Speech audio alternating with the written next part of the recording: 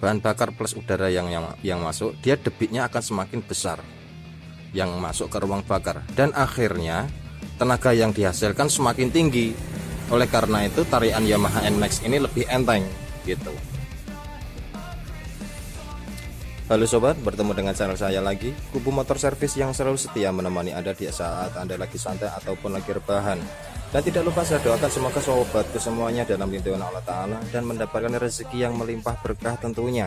Oke, untuk kali ini saya kedatangan Yamaha NMAX. Ini Yamaha NMAX yang terbaru, tapi dia belum keles, masih kontak biasa. Konsumen mengeluhkan dari sepeda motor ini bunyinya dia kasar dan minta pergantian oli.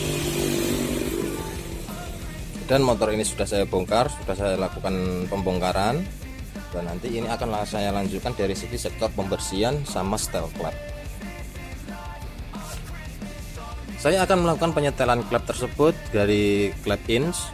Saya setel 0,10, yang klep in and yang klep X nya saya setel 0,15.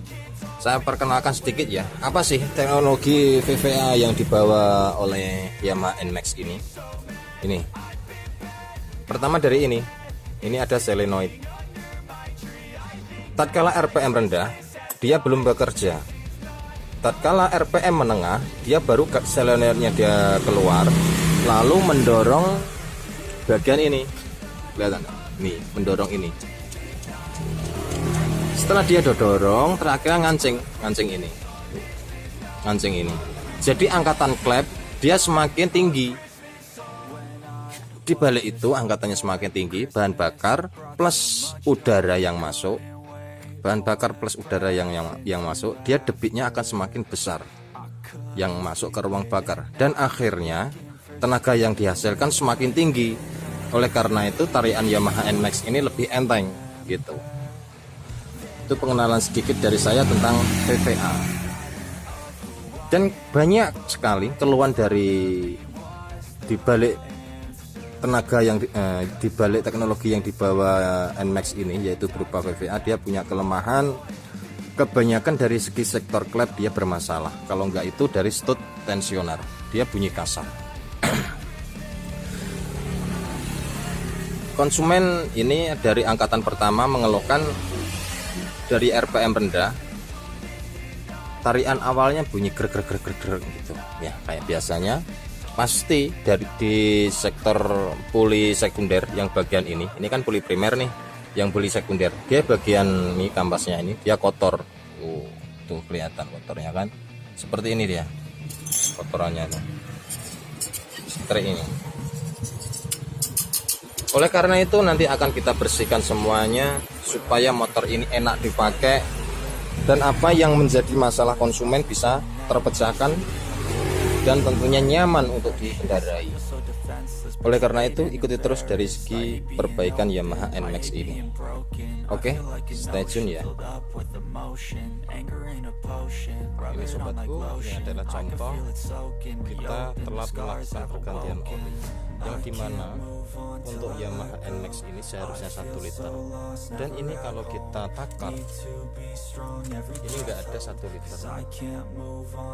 Ini dia teledor gara-gara dia mengabaikan dari segi jarak tempuh dan bulan aturan dari standar, yaitu setiap 2000 km atau 2 bulan, dan ini dia sudah melampaui batas, akhirnya ini berkurang.